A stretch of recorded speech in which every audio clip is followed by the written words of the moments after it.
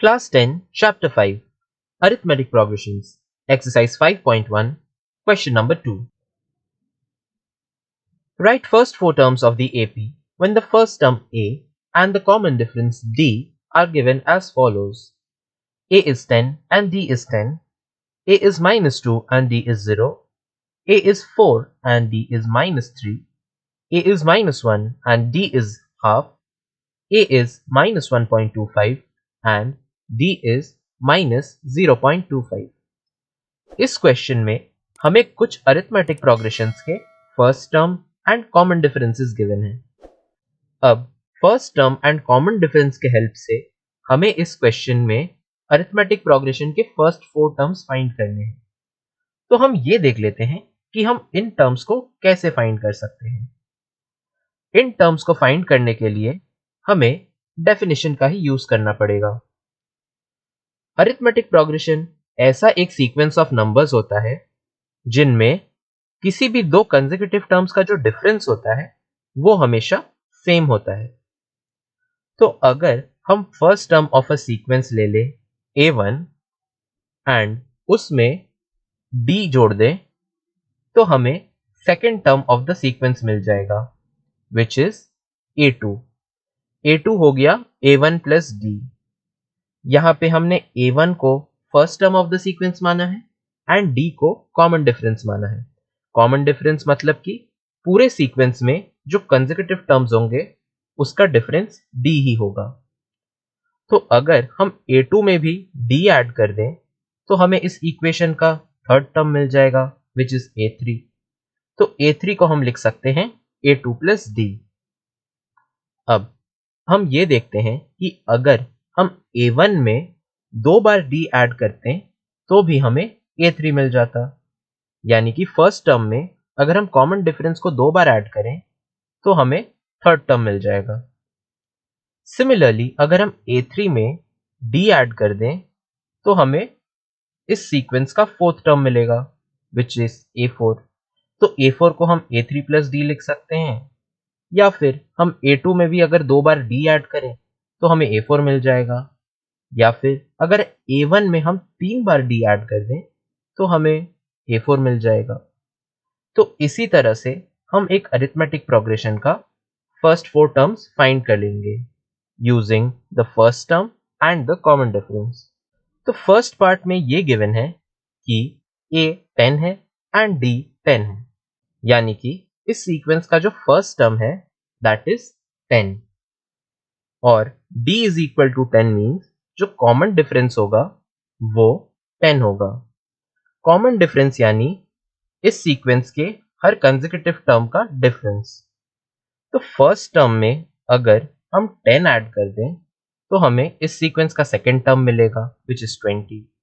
अब second term में अगर हम 10 ऐड कर दें तो हमें थर्ड टर्म मिलेगा विच विल बी 30।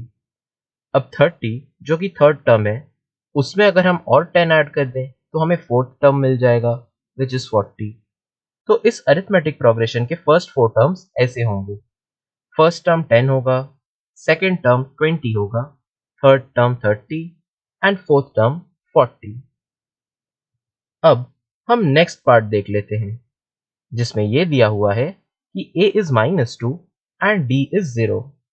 जो फर्स्ट टर्म है इस सीक्वेंस का दैट इज -2 और जो डिफरेंस है कंसेक्यूटिव टर्म्स का वो 0 है। तो फर्स्ट टर्म को तो हम -2 ले लेंगे। अब -2 में अगर हम 0 ऐड करें तो हमें -2 ही मिलेगा।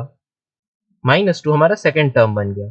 सेकेंड टर्म में अगर हम 0 ऐड करें तो हमें थर्ड टर्म मिलेगा which will also be -2 and third term में अगर हम 0 ऐड कर दें तो हमें फिर से -2 ही मिल जाएगा। तो इस अरिथमेटिक प्रोग्रेशन के फर्स्ट फोर टर्म्स इस तरह से होंगे। फर्स्ट टर्म -2 होगी, सेकेंड टर्म भी -2 होगी, थर्ड टर्म भी -2 एंड फोर्थ टर्म भी -2 होगी। हमें एवरी टर्म -2 इसलिए मिल रहा है क्योंकि इसका जो डिफरेंस है कंसेक्यूटिव टर्म्स का वो 0 है, यानी कि कोई भी चेंज नहीं हो रहा है।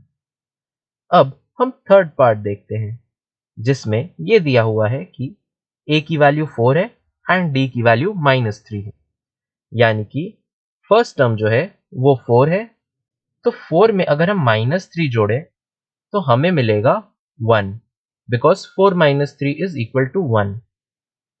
तो 1 हो गया हमारा सेकेंड टर्म। अब सेकेंड टर्म में अगर हम -3 ऐड करें तो हमें थर्ड टर्म मिलेगा, which will be -2। -2 third term मिल गया, तो थर्ड टर्म में अगर हम और -3 ऐड कर दें तो हमें फोर्थ टर्म मिल जाएगा, विच विल बी -5।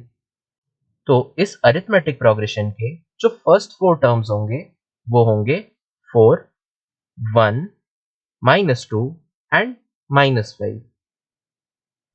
अब हम नेक्स्ट पार्ट देखते हैं, जिसमें यह दिया हुआ है कि a is equal to -1 and d is equal to half, यानी कि फर्स्ट टर्म जो होगा इस सीक्वेंस का वो -1 होगा। अब -1 में हमें हाफ ऐड करना पड़ेगा, तो -1 में हाफ ऐड करके हमें सेकेंड टर्म मिलेगा, which will B -1/2। -1/2 is the second term and इसमें अगर हम हाफ ऐड करें हमें मिलेगा थर्ड टर्म, विच इज 0। 0 में अगर हम हाफ ऐड करें तो हमें फोर्थ टर्म मिलेगा, विच विल बी 1/2। तो इस अरिथमेटिक प्रोग्रेशन के जो फर्स्ट 4 टर्म्स होंगे वो होंगे -1, -1/2, 0 एंड 1/2। अब हम इस क्वेश्चन का लास्ट पार्ट देखते हैं, जिसमें ये गिवन है कि a की वैल्यू -1.25 है एंड d की वैल्यू -0.25 है। तो इस सीक्वेंस का फर्स्ट टर्म जो है वो -1.25 है। क्योंकि कॉमन डिफरेंस -0.25 है, हम -1.25 में -0.25 ऐड करेंगे। तो -1.25 -0.25 will give us the second term, which is -1.50। अब -1.50 में अगर हम -0.25 ऐड कर दें तो हमें थर्ड टर्म मिल जाएगा, which will be -1.75। This will be the third term. So इसमें अगर हम फिर से -0.25 ऐड कर दें तो हमें फोर्थ टर्म भी मिल जाएगा, विच इज -2.00। तो इस अरिथमेटिक प्रोग्रेशन के जो फर्स्ट 4 टर्म्स होंगे वो होंगे -1.25, -1.50, -1.75 एंड -2.00। तो इस क्वेश्चन में हमने ये देखा है कि बस first term and common difference के हेल्प से हम एक अरिथमेटिक प्रोग्रेशन के टर्म्स कैसे फाइंड कर सकते हैं।